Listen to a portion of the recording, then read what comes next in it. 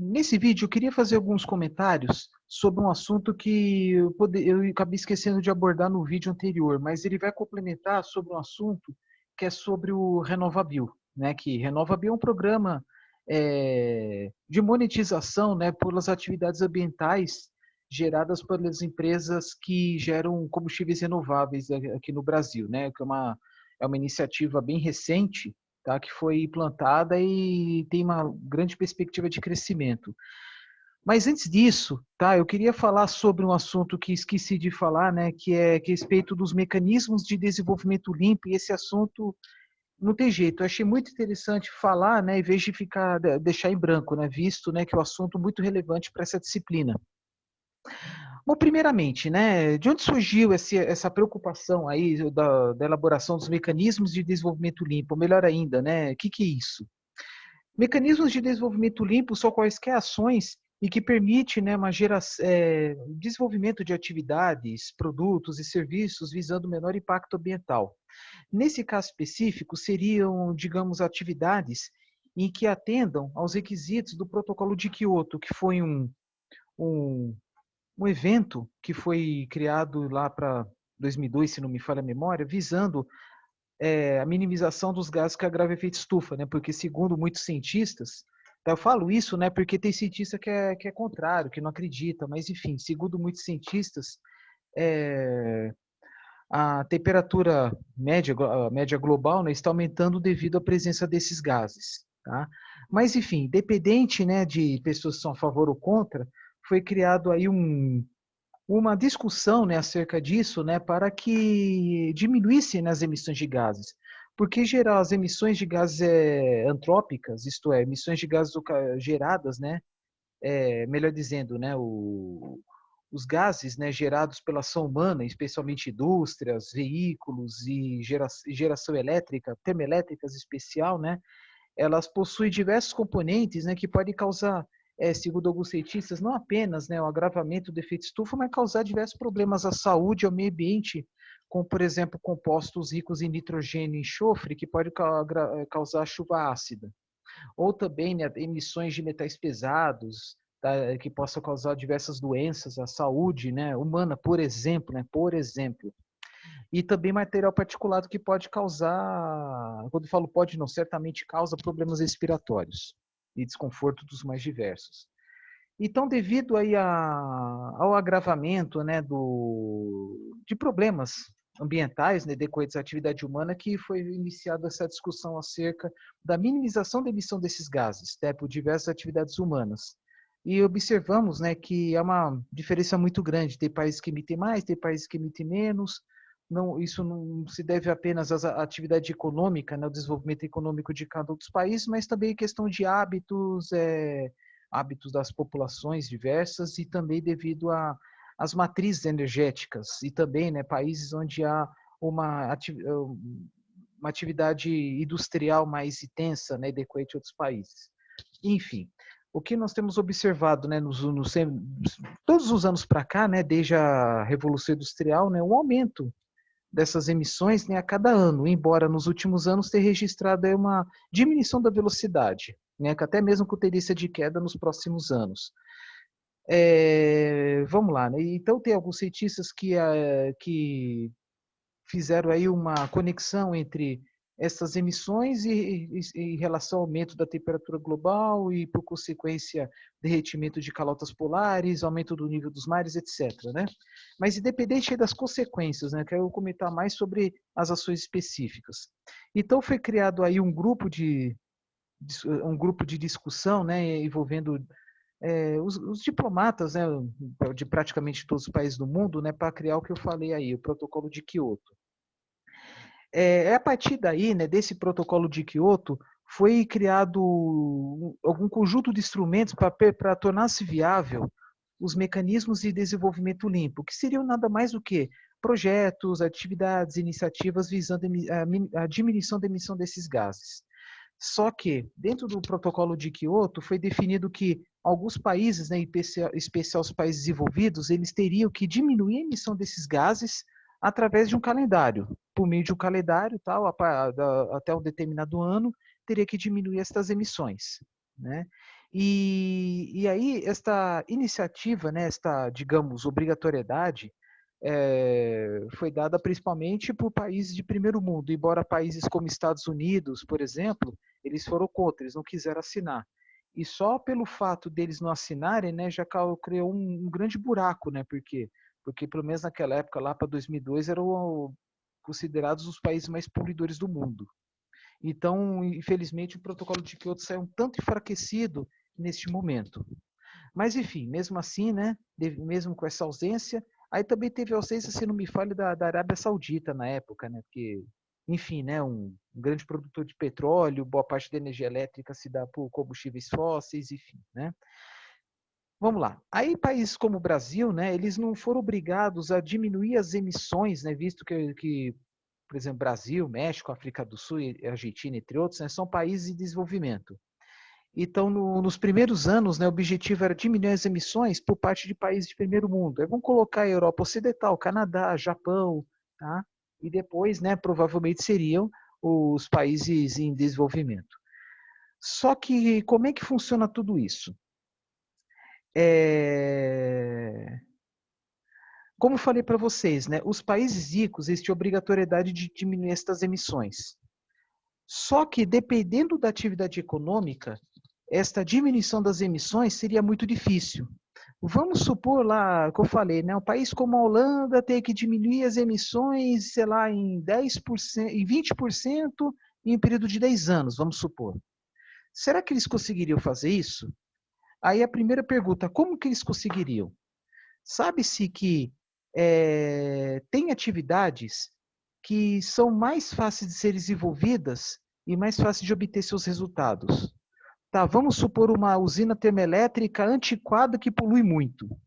Quando falo antiquada, com altos custos de manutenção, uma eficiência bem baixa.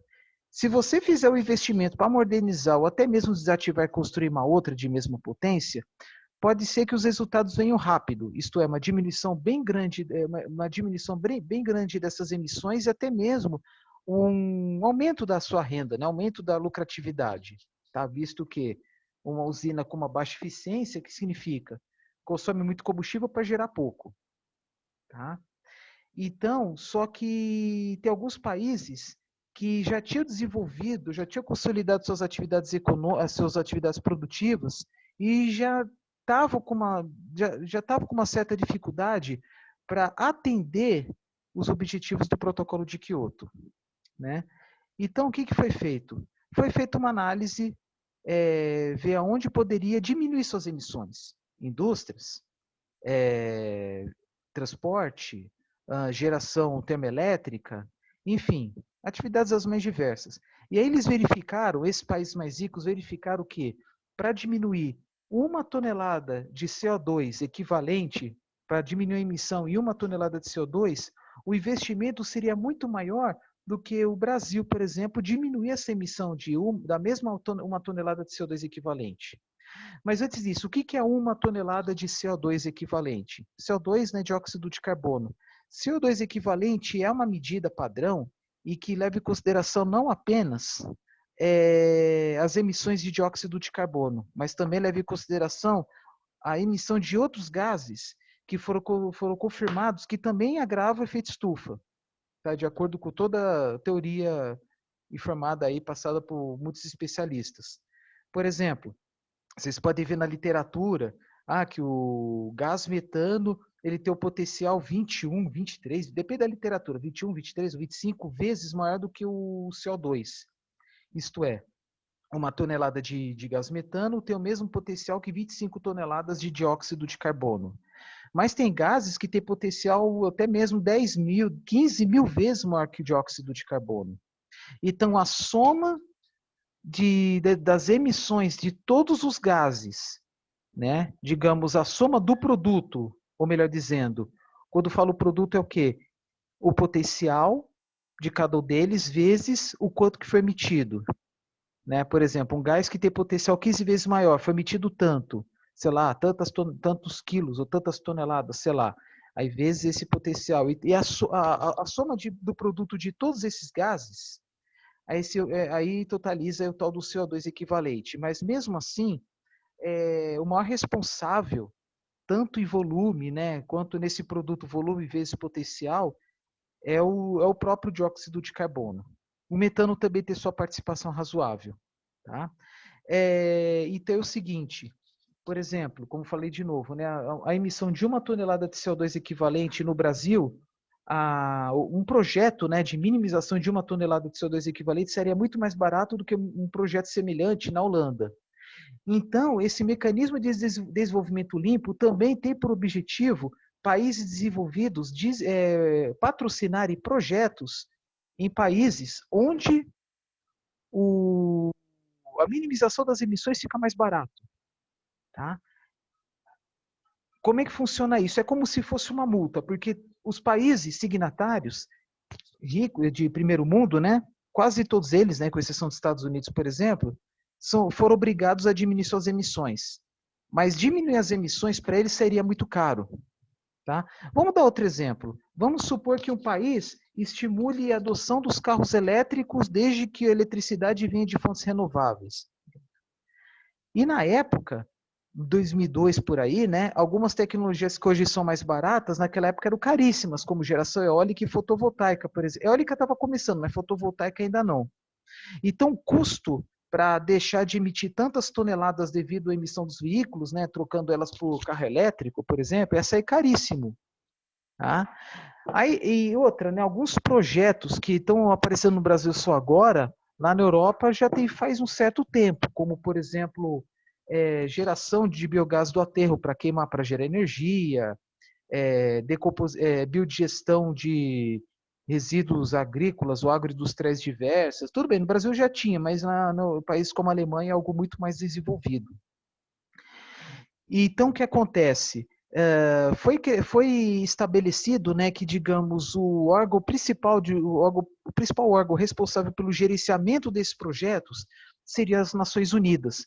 Mais especificamente, a Convenção Quadro das Nações Unidas sobre Mudança do Clima, que tem até uma sigla em inglês que é mais conhecida, que é UNFCCC, que é o órgão que receberia as demandas de metodologias, né, para a elaboração dos projetos e também receberia as demandas dos próprios projetos. Tá? Porque, por exemplo, vamos supor um determinado país informa, nós não vamos conseguir alcançar a meta, porque nós vamos emitir, sei lá, 1 milhão de toneladas a mais do que o previsto. 1 milhão de toneladas. Então, um país tem que pagar como se fosse uma multa referente ao fato de não ter conseguido alcançar a meta. Tá? Quanto? Aí depende. Aí vou falar sobre isso daqui a pouco. Então, essa multa, digamos, né, vai ser direcionada para financiar algum projeto desenvolvido que está no papel, né, que pode sair do papel no Brasil, por exemplo. E existem vários projetos que visam a minimização desses gases. Pode ser, por exemplo, um projeto de geração de energia renovável, um projeto de eficiência energética, ou até mesmo plantação de árvores. Quem que vai, como é que faz para começar tudo, né? Como começa? Primeiro, é necessário elaborar, digamos, metodologias. Como assim metodologias? Um conjunto de caminhos, de procedimentos para que sejam desenvolvidos os projetos, bem como a contabilização dessas emissões, da contabilização, né, dos benefícios. Por exemplo, elabora um projeto da geração de energia elétrica usando gás de aterro sanitário. Tá, mas quantas toneladas de carbono foram evitadas? Ou melhor, quantas toneladas de carbono deixaram de ser emitidas? Ou melhor dizendo, desculpa, quantas toneladas de CO2 equivalente deixarão de ser emitidas com esse projeto?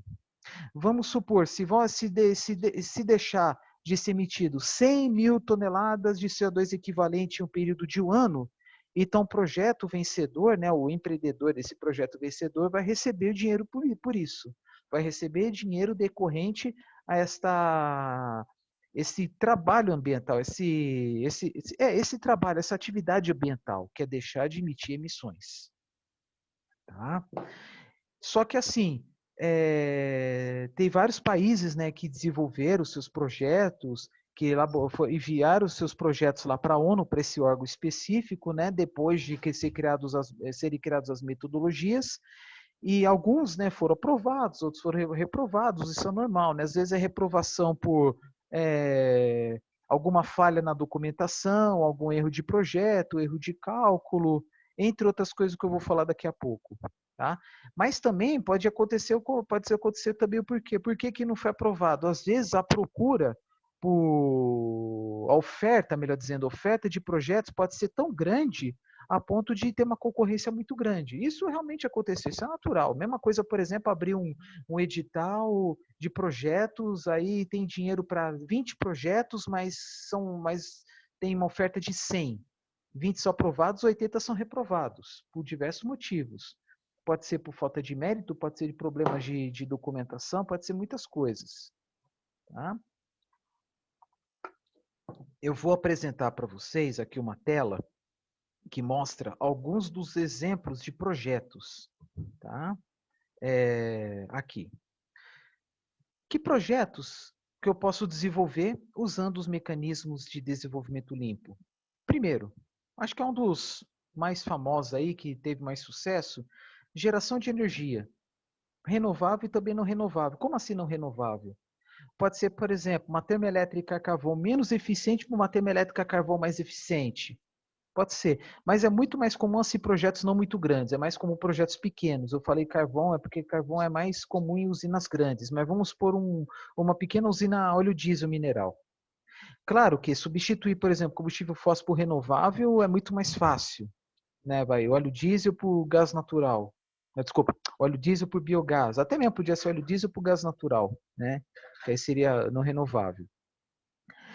Aí, por exemplo, distribuição de energia, mais na parte de assim, energia elétrica também, tá?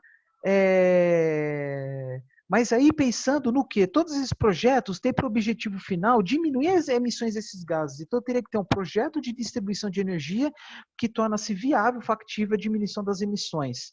Pode ser, por exemplo, em vez de uma comunidade gerar energia elétrica usando óleo diesel, você investir em uma linha, um conjunto de postes, né, levando a linha de distribuição, né, uma linha de transmissão, para levar energia para aquele lugar que até então era isolado. Tá? Ou até, dando os exemplos que eu falei, né, nos vídeos anteriores, né, ter lá um sistema isolado e estender, né, o sistema interligado nacional até um certo ponto, até uma cidade, até um distrito, até uma comunidade. Tá? Aí o investimento talvez seja alto, mas pelo menos vai deixar de emitir gases, né, que é grave efeito estufa, devido à queima do óleo diesel. Demanda de energia, projetos de eficiência e conservação de energia. Essa também é um dos principais setores. Quando falo isso, pode ser, por exemplo, aquisição de geladeiras, eletrodomésticos e sistemas de iluminação menos eficientes, outras mais eficientes voltadas à comunidade de baixa renda. Sim, pode. Por quê?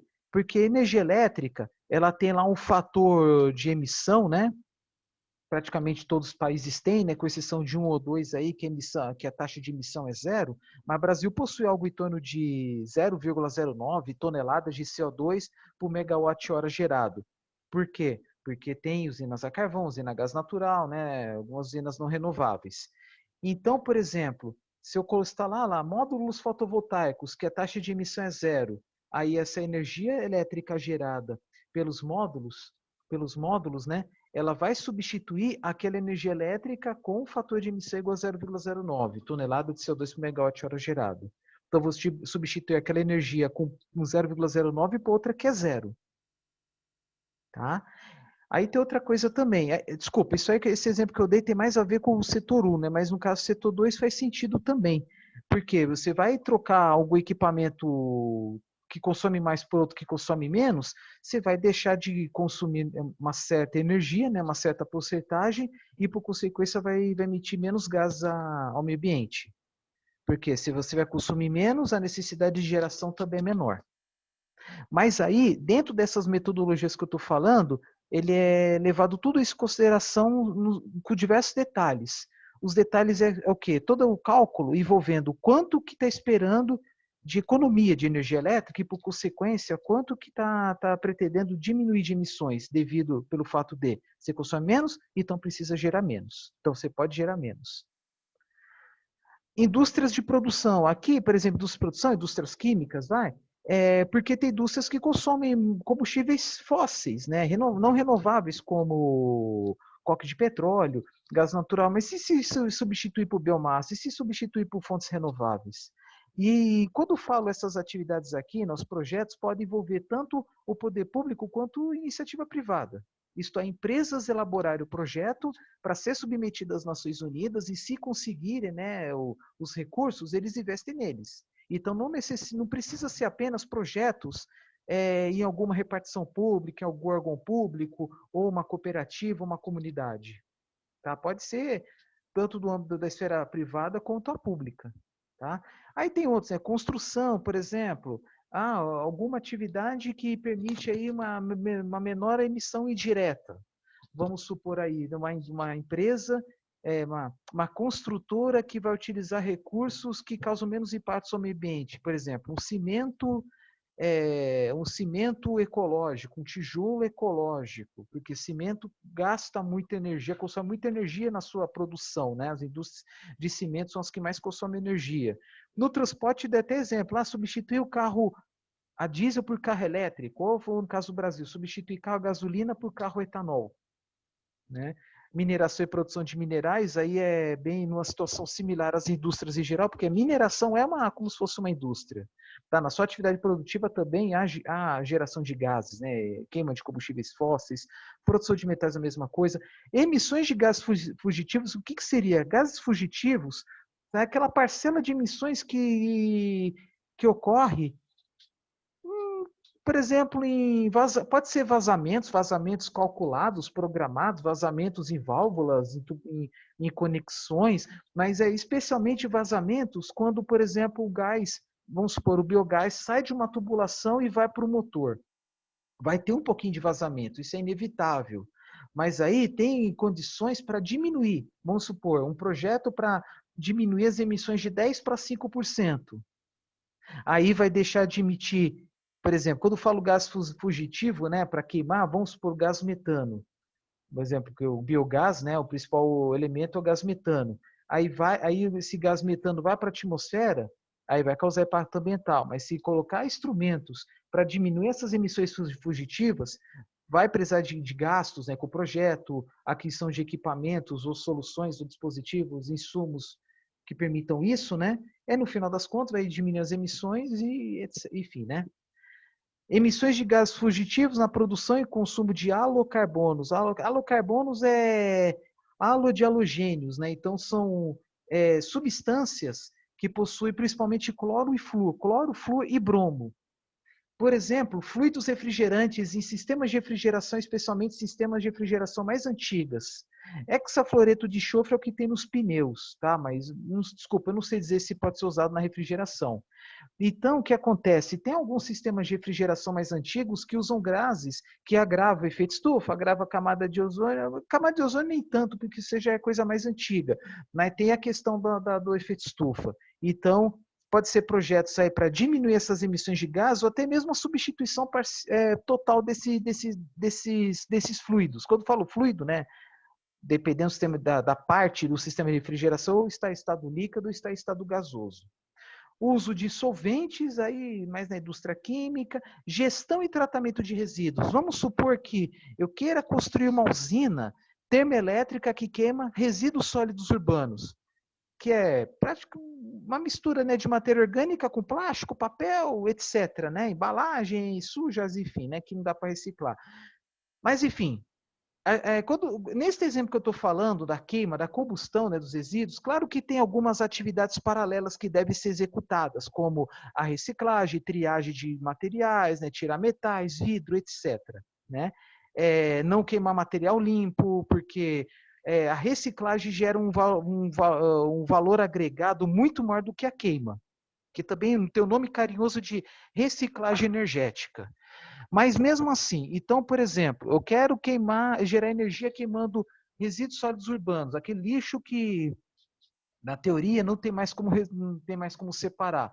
Pode ser resíduos tóxicos, dependendo da situação, né? Se for dá para queimar, né? Como, por exemplo, borracha, alguns plásticos, resíduos de tintas, né? Mas aí teria que ser tem que ser incineradores especiais para isso, né, para não gerar gases que afetam o meio ambiente e a saúde, mas é possível desenvolver projetos com vias de obter recursos financeiros por meio dos créditos de carbono, tá?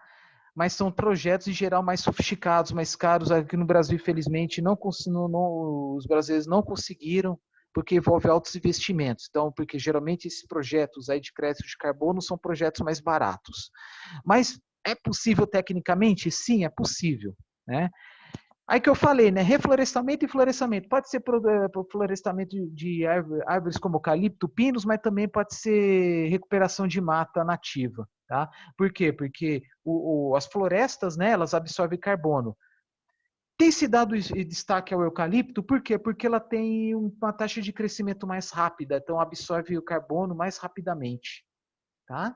E porque assim, a vantagem de trabalhar com florestas plantadas é que você vai colocar a mesma variedade, a mesma espécie, a mesma variedade, as mesmas características genéticas tal, e tudo árvores que têm a mesma idade, né? Porque vai ser tudo plantado ao mesmo tempo. Então, assim, dá para se ter uma ideia muito boa assim de quanto de CO2 vai ser absorvido por aquela floresta que tem tantos milhões de árvores ou milhares de árvores, sei lá, por ano.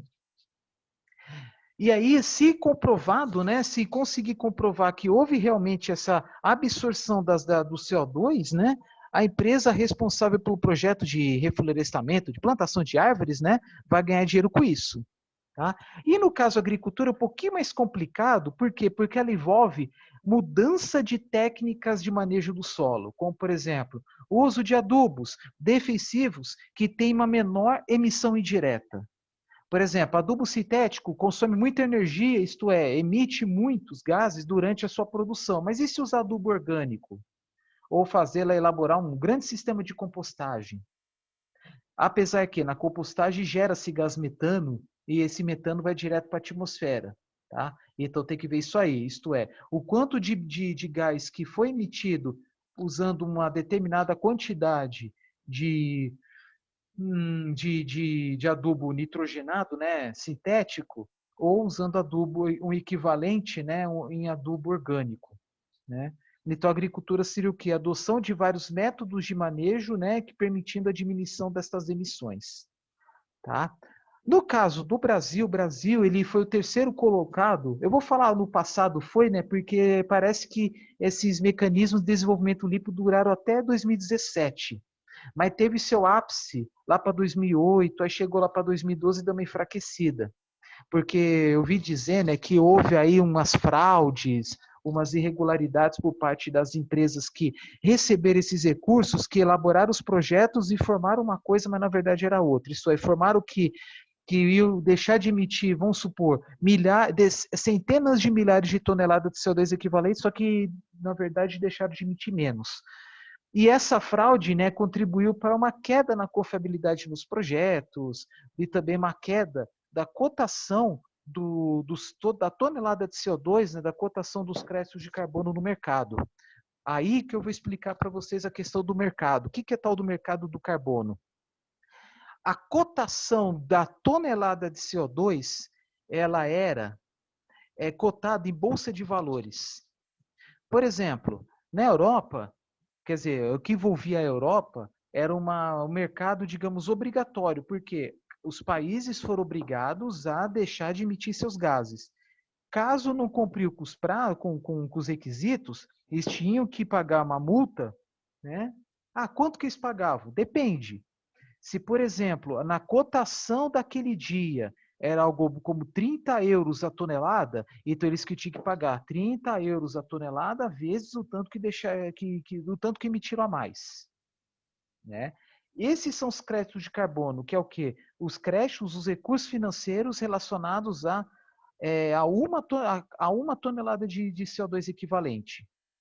Então, em mercados não voluntários, obrigatórios, a cotação era maior, era algo como 30 euros, 20 euros, 15 euros por tonelada.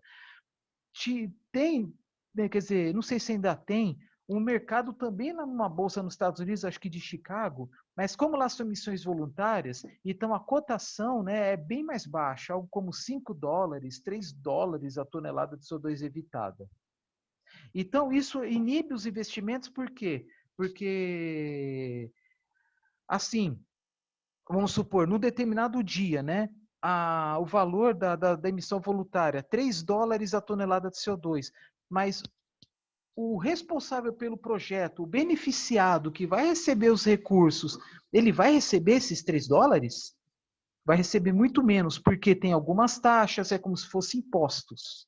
Tem algumas taxas, uma parte dos recursos vai para bancar esse Convenção Quadro das Nações Unidas, né, que é o responsável pelo gerenciamento dos projetos, né, isto é, para bancar, né, esse setor, ter os custos, né, para a elaboração das metodologias, então tem as visitas técnicas, então é gente do exterior que vem para o Brasil, por exemplo, para visitar o projeto, e também o responsável pelo projeto tem que colocar até equipamentos como manômetros, medidores de vazão, equipamentos remotos, para que lá no estrangeiro o patrocinador, né, saiba quanto que deixou de ser emitido de gás na atmosfera.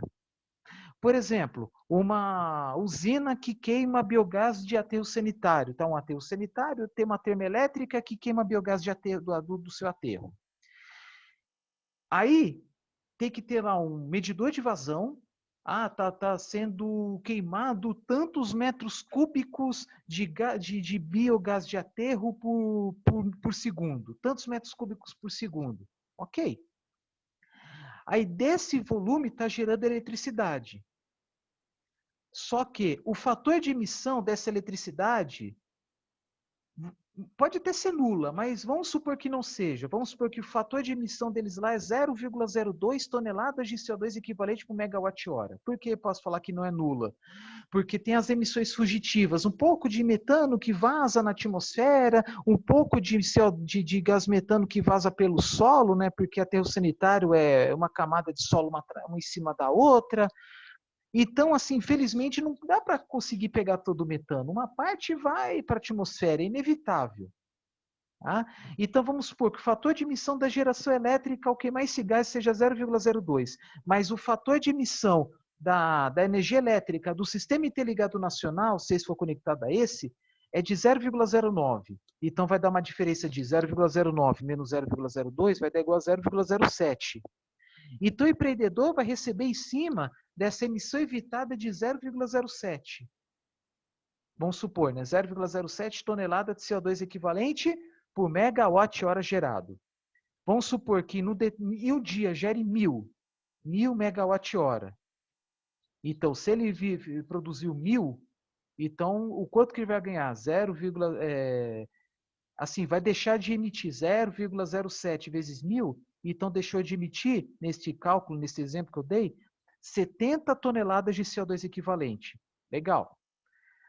Mas naquele dia que deixou de emitir 70, a cotação estava em $30 a tonelada de CO2 que deixou de ser emitida. Então, pega 70 vezes 30 vai dar $2.100.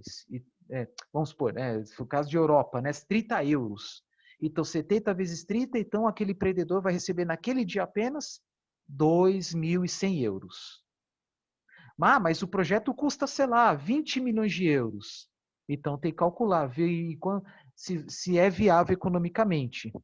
Se o projeto custou 20 milhões de euros, vai receber mais ou menos, vamos arredondar, 2.000 euros por dia, vamos supor, 2.000 euros por dia. E o projeto custou 20 milhões, então teria que ter 10.000 dias para amortizar o investimento. 10.000 dias é coisa pra caramba, né? Aí tem outra questão também. Às vezes um projeto, ele não é viável economicamente se usar recursos apenas dos mecanismos de desenvolvimento limpo. Então, por que as pessoas mesmo assim mandavam seus projetos sabendo que iam receber tão pouco?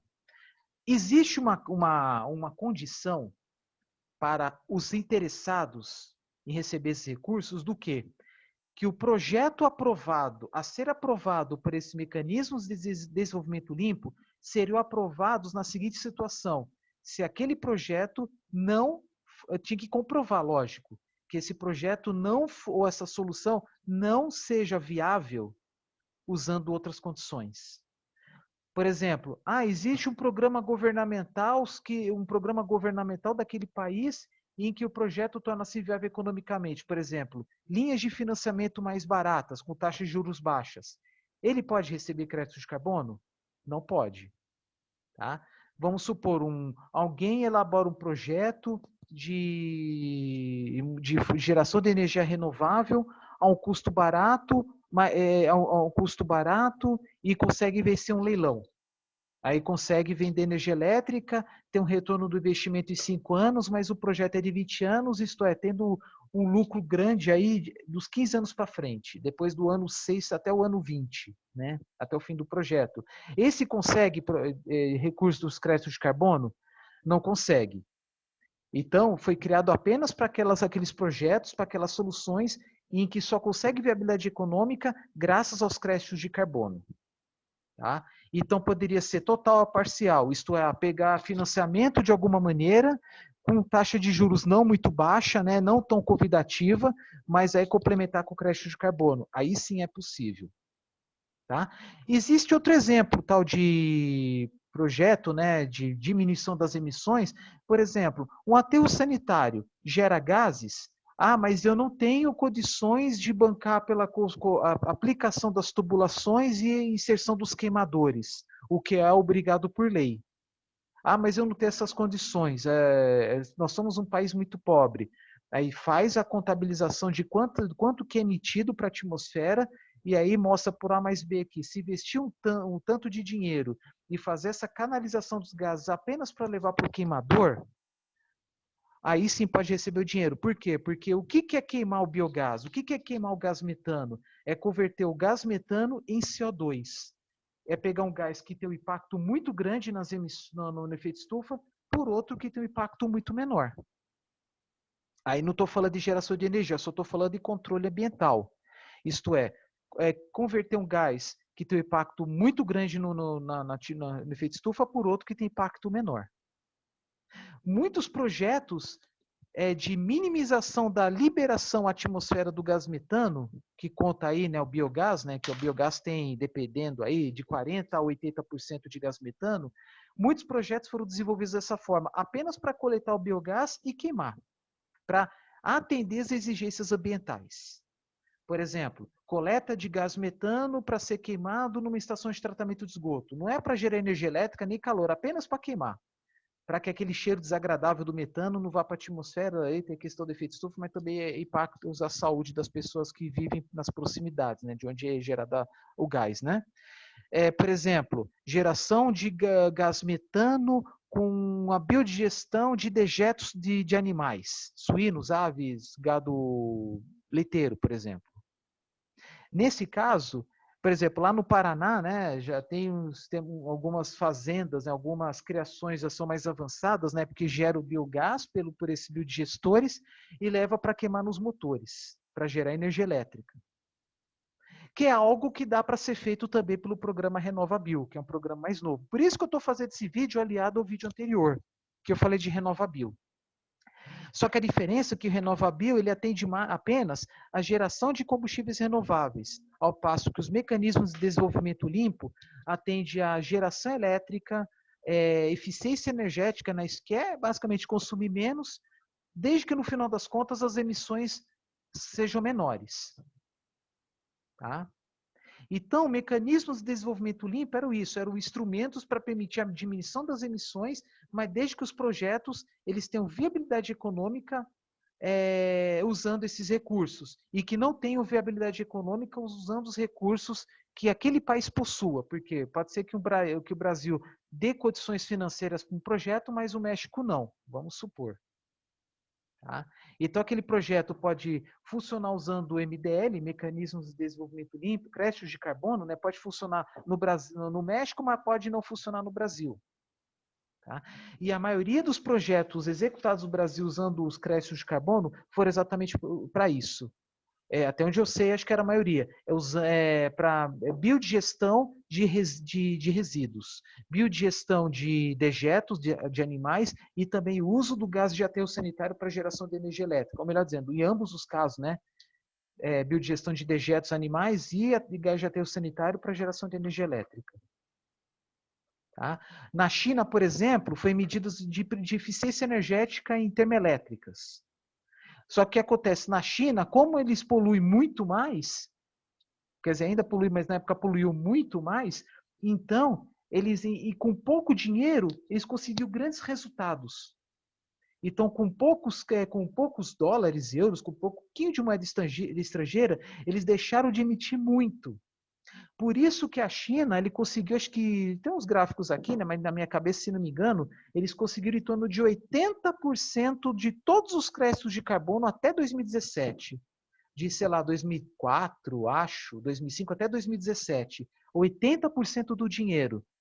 Eles também foram campeões em emissões de projetos, algo como 40%, mas em dinheiro, que é bem mais interessante, 80%. Aí, segundo colocado foi a Índia, terceiro o Brasil, quarto o México.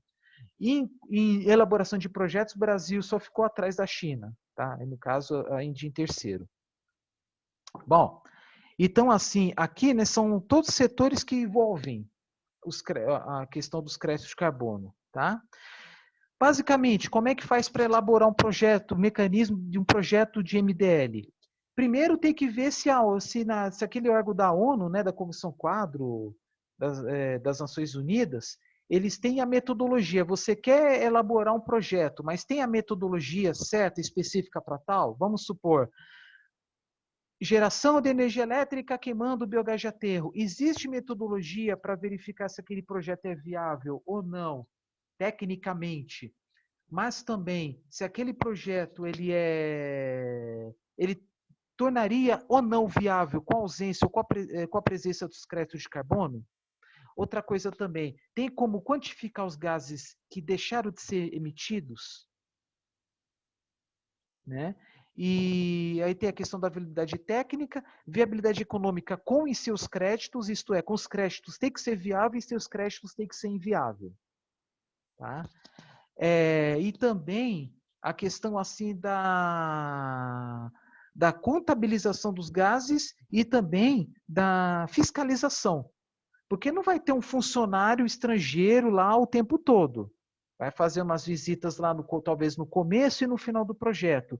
Mas tem que ter acesso remoto, tem que ter equipamentos, né, medidor de vazão, equipamentos lá para verificar se tem emissões, né, verificar se tem alguma irregularidade, tudo de forma remota, vista, sei lá, da Holanda, por exemplo. Vamos supor que seja um holandês que seja o patrocinador, né, que vai enviar o dinheiro.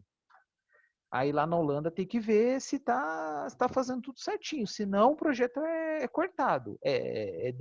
Aí o empreendedor deixa de receber o dinheiro. Tá? Então tem assim, a metodologia para verificar se aquele projeto é factível, se é viável ou não de ser desenvolvido. Se for possível, aí tem o projeto em si, né, que é submetido às Nações Unidas, e aí, se for aprovado, né, aprovado apto a receber o dinheiro, os créditos de carbono, aí tem que esperar alguém interessado. Aí alguém está interessado, aí começa a receber o dinheiro. Quanto? Aquela hora eu fiz o cálculo, né, de 70 toneladas de CO2 evitado vezes 30 euros, né? Mas, primeiro, se a cotação da tonelada de CO2 equivalente for 30 euros naquele dia, o empreendedor não vai receber 30, vai receber bem menos. Porque eu falei, uma taxa vai para a ONU, outra parte do custo vai para bancar viagens, né, para o Brasil, por exemplo, manutenção dos analistas, né, no local, ter o custo de projeto. Então, no final quer dizer, o custo de projeto, não, o custo para enviar os documentos, às vezes precisa até a própria empresa, né, que faz o projeto. Não tem a metodologia, ele mesmo elabora a metodologia tem que ser aprovada. Então, tem um monte de gasto aí por trás que, por exemplo, ao invés de receber 30, vai receber só 2, vamos supor, 2 euros, 1 euro. Tá? Aí vão ver, né, que às vezes os valores dos créditos é muito baixo. Então, muitas vezes, não dá para investir no projeto pensando apenas nesses créditos. Tá? Mas aí descobre que, devido a que esse pouco volume dos créditos de carbono que o empreendedor vai receber, que aquele pouquinho vai ser o fundamental para que o projeto torne-se viável economicamente. Tá? Isso pode acontecer. Tá? Então, o projeto dura quanto? Aí assina, faz um documento lá e faz lá um acordo para que o projeto dure 10 anos. Então, vai receber aquele dinheiro por 10 anos, sei lá, uma vez por mês, uma vez por ano. Isso já são detalhes. Tá? Então, tem os mercados obrigatórios, né, que é atendido por país da Europa Ocidental, os mercados voluntários dentro dos Estados Unidos, que nesse caso era mais empresa que queria fazer marketing, queria mostrar aquele apelo ambiental, enfim, né? E é isso. Então tinha o comércio internacional de emissões dentro do setor de mecanismos de desenvolvimento limpo. Tá? Aí eu vou mostrar outras coisas para vocês. Eu peguei aqui da página do Ministério do Meio Ambiente, tá? Não, isso aqui não. Aí que projetos que eu poderia desenvolver? Este PDF aqui, ele mostra apenas a parte de eficiência energética. Por exemplo, fazer um projeto para diminuir o consumo de energia elétrica por parte de sistemas de iluminação da rede pública estadual de ensino. Isto é, vamos supor, todas as escolas públicas estaduais do Mato Grosso do Sul. Ah, sei lá quantas escolas são? Ah, não sei, 200 escolas. E aí tem que mostrar, né, que a cada escola deixaria de ser gasto tantos reais em energia elétrica, que aquela energia elétrica que vai deixar de ser gerada, isto é, aquele tanto de toneladas de CO2 equivalente que vai deixar de ser emitido à atmosfera. Tem que mostrar por A mais B que o projeto é viável, é factível e não seria viável por outro meio. Vamos supor que o próprio governo do estado do Mato Grosso do Sul cria um programa exatamente de eficiência energética. Digamos, seria um programa concorrente. Vai receber crédito de carbono? Não, não vai receber. Tá? Então, aqui, ó, estudo sobre o estado da arte de projetos de mecanismos de desenvolvimento limpo, que é MDL, para eficiência energética em edificações públicas. Tá? Aí pode ser, por exemplo, iluminação, sistemas de ar-condicionado, refrigeração. E aí vocês imaginam, né, a dificuldade de fazer uma análise para verificar se aquele projeto está sendo realmente atendido.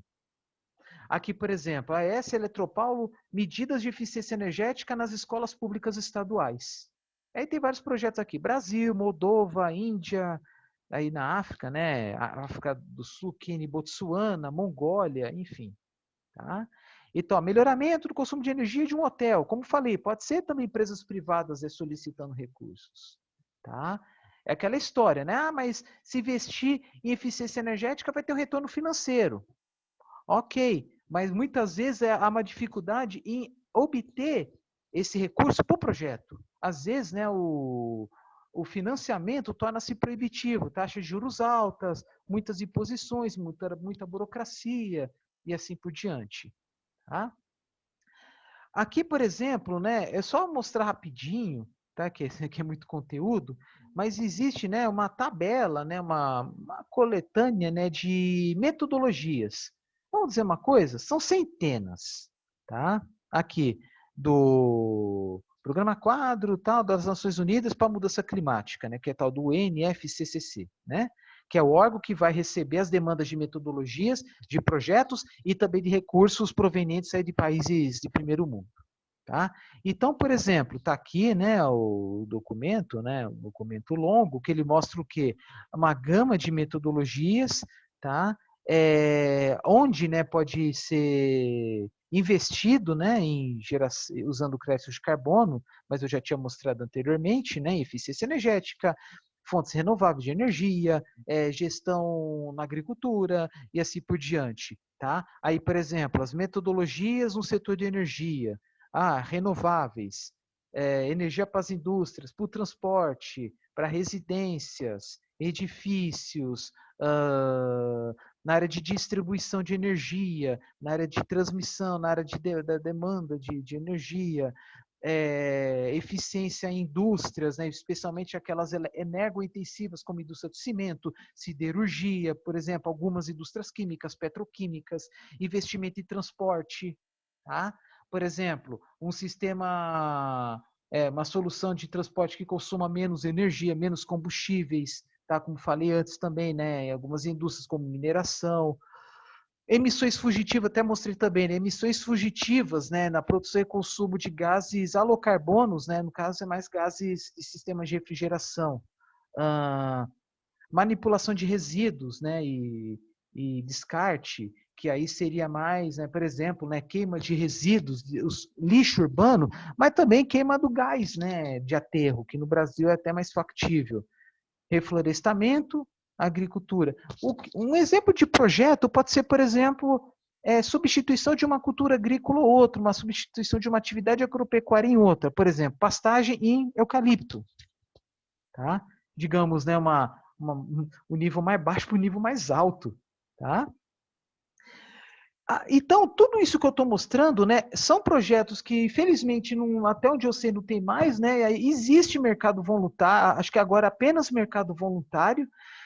Só uma coisa que eu falei, né? Os MDLs, né? Os créditos de carbono, como falei, foram até 2017, mas já em 2010 já estavam diminuindo a sua campanha, né? E aí foi criado, né, o tal do Acordo de Paris, em que exigiu de países, inclusive o Brasil, a diminuição da emissão de gases. Isto é, talvez devido ao agravamento dos impactos ambientais, que foi criado esse Acordo de Paris, assim, apresentando, né, exigindo um corte mais rigoroso das emissões. Tá?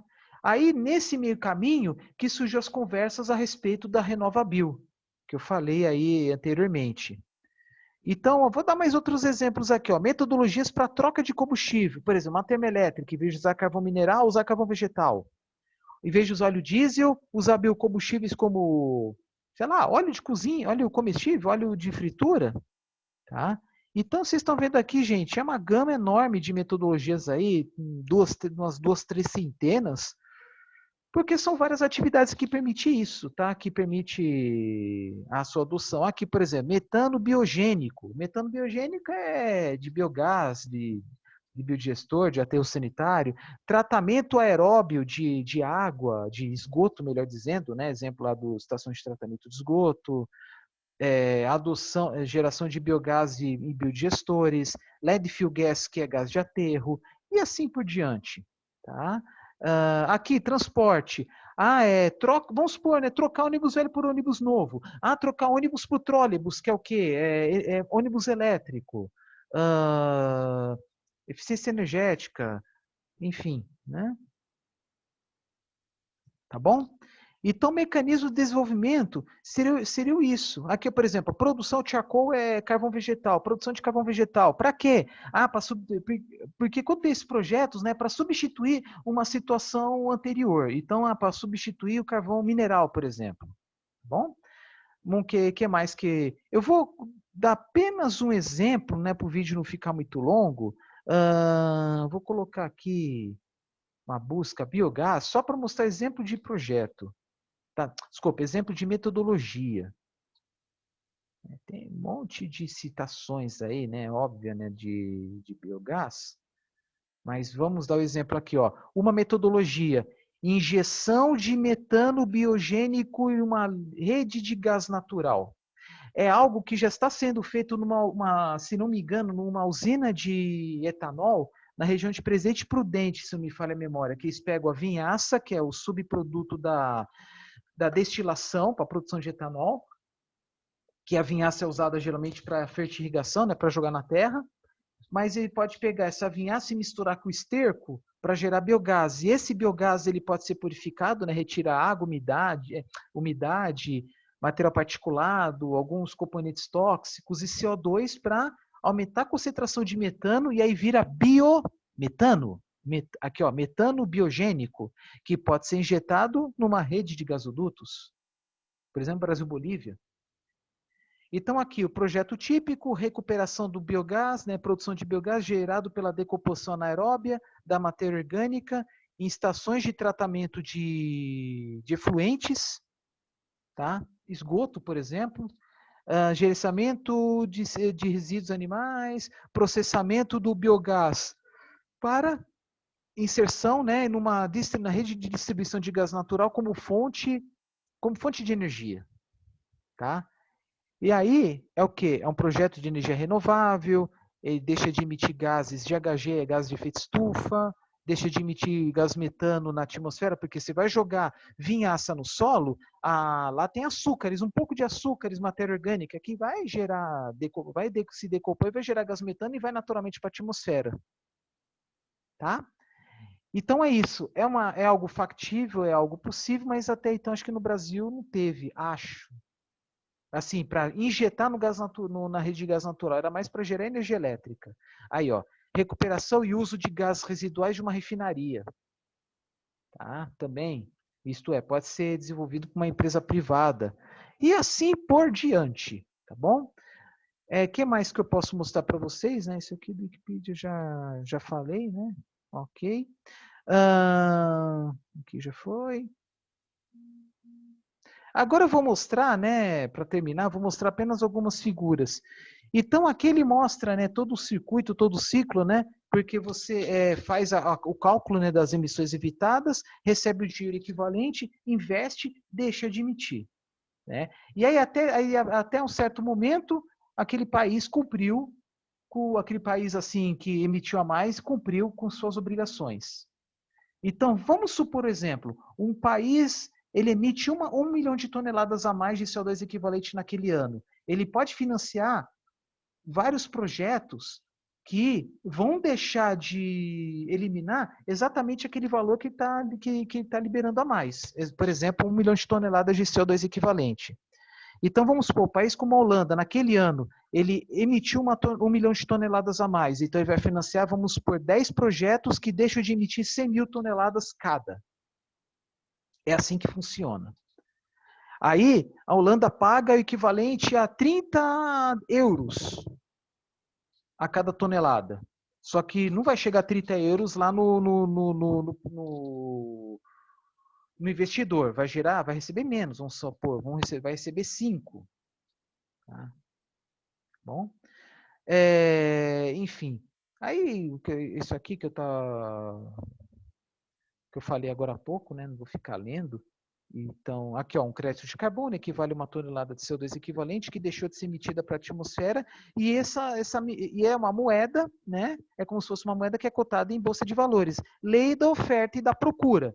Então, por exemplo, se tem muita gente desenvolvendo projetos, muita oferta de projetos, muita oferta de CO2 evitados, uma oferta muito maior que a demanda, uma oferta de projetos, né, que visa diminuir as emissões de CO2 equivalente, muito maior do que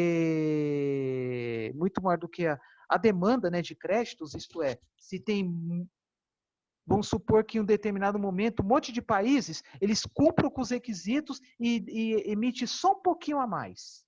Só um pouquinho, isto é, vai ter pouco dinheiro para os interessados. Então a tendência é a cotação da moeda cair.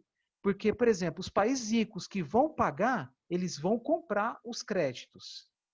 Porque a gente pensa o seguinte, quando a gente compra, perde dinheiro. Quando vende, ganha dinheiro. Então, países como a Holanda, Japão, França, por exemplo, Alemanha, sei lá, eles vão vender os créditos, ao passo que Brasil, Filipinas, China, Índia, México, África do Sul, Argentina, o que seja, eles vão vender. Tá? Eles vão vender os créditos. Tá? Então, estão vendo aqui o balanço, né? Esse aqui, na verdade, né, já parece ser um comércio voluntário, né? Porque eu falei que acho que até 2017 é aquele mercado obrigatório. Depois parece que foi extinto. Mas independente, né? Estão vendo aqui, né? De 2015 a 2019, chegou 2019, houve um aumento aqui para 25, deve ser dólares. Mas independente, não quero saber quero que fiquem atentos a valores nem períodos. Mas eu vou mostrar para vocês que o quê? Como toda commodity, há uma oscilação para cima ou para baixo. Tá? O bacana desses projetos de mecanismo de desenvolvimento limpo permitiu que desenvolvimento de recursos humanos, mão de obra qualificada, teve várias empresas que foram abertas para desenvolver esses projetos e submeter às Nações Unidas. Então, teve todo um mercado que foi desenvolvido, que infelizmente tem enfraquecido, mas nada impede alguma empresa continuar recebendo, por meio de um projeto de emissões voluntárias. Quem que participaria dessas emissões voluntárias? Como o próprio nome diz, é algum país que não é obrigado, alguma empresa que não é obrigada. Tá? Então, assim, vamos supor, uma empresa quer mostrar o apelo ambiental em cima disso, quer fazer propaganda, marketing, faz. Desde que cumpra, né? Então, o que mais? Aqui não. Aí, daqui a pouco eu volto isso aqui, ó. Olha só, esse aqui né, é uma página que vende brindes ecológicos, né? Bolsas, talvez camisetas, enfim, né? E aí, no final, eles aparecem aqui, quantas toneladas, quantos quilos de CO2 deixou de ser emitido na elaboração de determinados produtos, por exemplo, uma mochila feita 100% algodão, em vez de usar material sintético. Porta-retrato feito só de eucalipto, em vez de fazer um de metal ou de plástico. Aí deixa de emitir, por exemplo, aqui 34 quilos de CO2 por unidade. Aí a pessoa compra, vamos supor, compra 100 disso aí, então vai deixar de emitir 3,4 toneladas de CO2, né? Ah, mas dá para essa empresa receber dinheiro por meio de crédito de carbono? Dá também. Aí mostra por A mais B que está deixando de emitir graças à venda desses produtos. Tá? Mas tem que mostrar que... O que acontece? Vamos supor que a pessoa vende um produto convencional por 10, um produto ecológico por 20. É natural que a pessoa pague mais barato. Dificilmente alguém pague pelo mais caro, mesmo sendo mais ambientalmente aceito. Então, esse crédito de carbono pode servir para abater aquele valor, né, em vez de aí pode diminuir de 20 para 15. Né? E os R$ 5 restantes, né, esse rombo pode ser coberto por crédito de carbono. Torna-se mais viável, torna-se mais competitivo e, quem sabe, tenha mais clientes. Tá? Que mais? Aqui que eu estava comentando com vocês, né, que teve uma queda substancial nos projetos, aqui, ó, parece que começou em 2004 mesmo. E aí teve projetos e tal. Por que teve essa queda? Ah, devido a problemas de fraude, mas não por parte do Brasil, até onde eu sei, por parte de alguém aí. E aí a notícia vazou. Mas também tem a questão da concorrência com os outros países, né? Não é apenas o Brasil que submeteu projetos. É como eu falei, a China emitiu um monte de projetos em que por custo mínimo, conseguiu deixar de emitir bastante. Né? Espero que esteja entendendo. Tá? Por que as empresas compram crédito de carbono? Principal motivo, imagem, reputação. Tá? Ah, filantropia.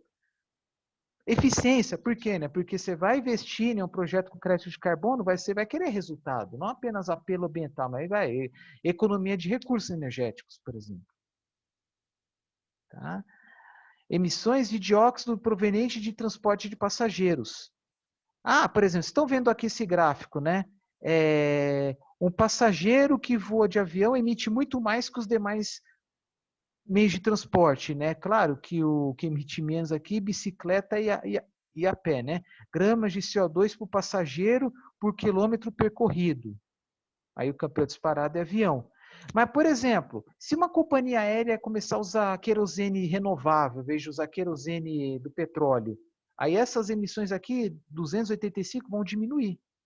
Ou melhor gestão das linhas aéreas, né? Melhor gestão do tempo, porque tem situações, né, que o avião, ao chegar lá no aeroporto de destino, tem muitos aviões na frente, então tem que ficar dando volta ao redor do aeroporto até esperar esse momento para pousar. Aí gasta tempo e consome combustível. Ah, usar um avião mais econômico, né? Adquirir um avião mais... Aí tem que, de novo, tem que mostrar por A mais B que esses projetos que eu estou falando aqui não são viáveis, não são viáveis se não usar crédito de carbono. Tem que mostrar que crédito de carbono vai ser assim o elemento decisivo. Tá bom? Por exemplo, aqui, vans, veículos de carga, assim, por exemplo, a empresa melhorar a gestão, né, do tempo, percurso, aí é mais pesquisa operacional, né, coisa do pessoal da engenharia de produção, mas que pode dar bons resultados. E no final das contas, diminuir bastante as emissões, diminuir os desperdícios, tá? Ou algum programa de transporte de massa que pode evitar, por exemplo, que várias pessoas usem carro, em vez de várias pessoas usar carro, usa apenas uma van transportando essas pessoas, ou um ônibus. Vai diminuir as emissões também. Tá? Aqui, projetos de MDL registrados até 2012. China em primeiro. Isso em projetos, em papel, né? Não recursos auferidos, recursos obtidos. Tá? E aí, em recursos, né? Aí a China, aí, ó, 84%. Tá? Por quê? Porque investiu-se pouco para ter muito resultado, porque já poluiu muito. A eficiência. A China polui muito mais que o Brasil. Agora aqui os projetos de MDL, ele está meio pequeno, mas vou ler aqui. A maior parte, pelo menos aqui no Brasil, projetos de gás, projetos em cima de aterros sanitários, né, pegar gás para gerar energia ou apenas para queimar. Aí tem decomposição de N2O, um dióxido de nitrogênio. Aí pensando, por exemplo, na melhor gestão dos adubos nitrogenados, por exemplo. Mas também pode ser, enfim, isso, né? Aí biogás, que é mais para usando proveniente de biodigestão de dejetos, né, de animais. Hidrelétrica pode ser uma instalação de uma hidrelétrica ou repotenciação de uma já existente, que eu acho que é mais provável.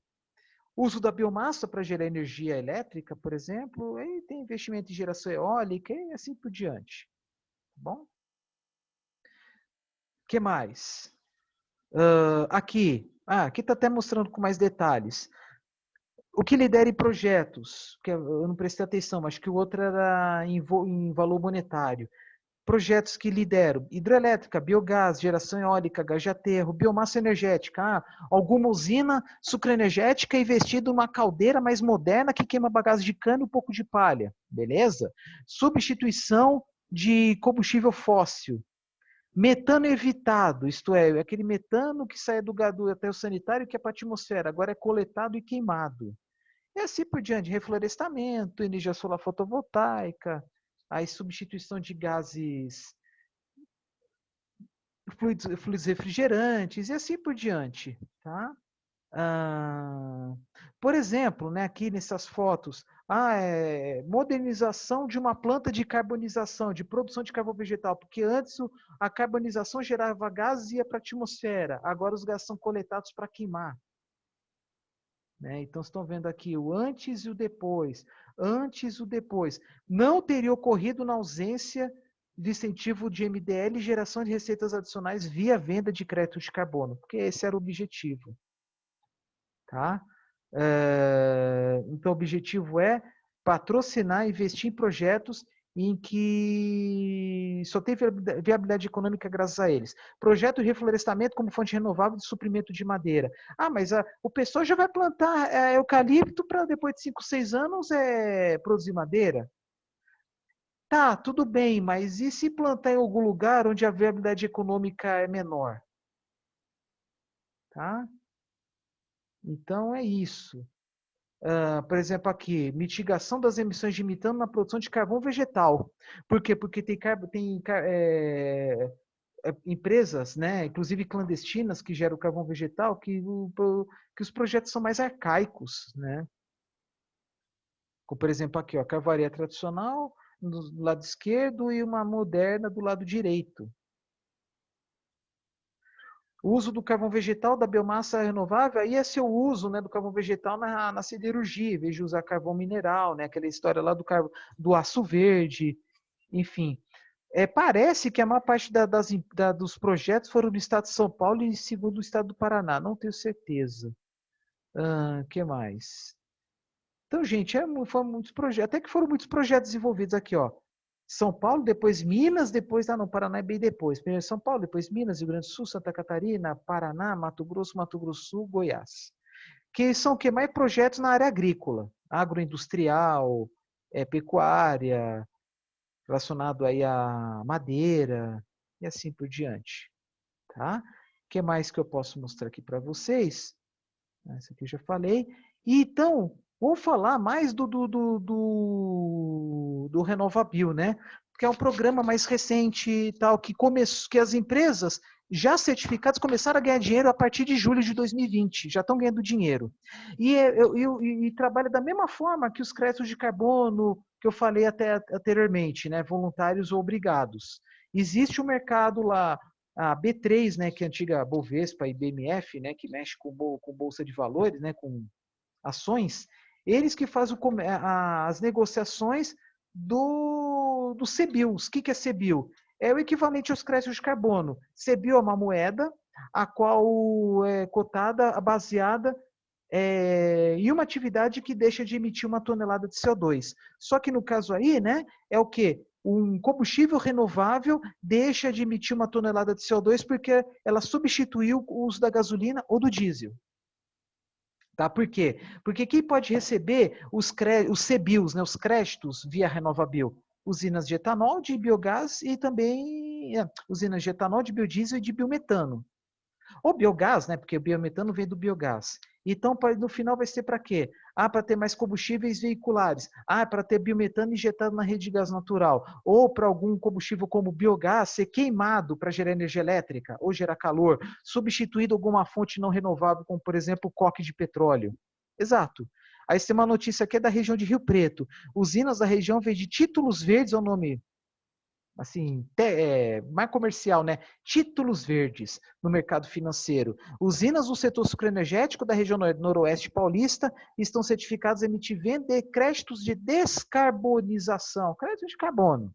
Mas aqui no Brasil ficou mais assim, descarbonização, CBIOS, no mercado financeiro pelo programa RenovaBio. Resultados, espera aí as usinas receberem algo em torno de 1 a 5 centavos de real por litro comercializado. Parece pouco, mas é dinheiro entrando. E como todo dinheiro entrando, lá em Brasília discutiram como seria tributado. Vai ser tributado. Porque tem alguns impostos aí, PIS, COFINS, tem o CSLL, que é Contribuição Nacional, Contribuição Social sobre Lucro Líquido. Até então eu achava que não ia ser tributado, mas acho que vai ser. Se é que já está sendo. Tá? Porque já está sendo comercializado. Então, ou está sendo isento, ou está sendo tributado. Não, acho que está sendo tributado sim. Aqui uma foto, né, de uma usina. Aqui as torres aqui são os destiladores. Aqui parece que são, imagino que sejam as dornas de fermentação. Aqui ó, caldeira com chaminé e tal.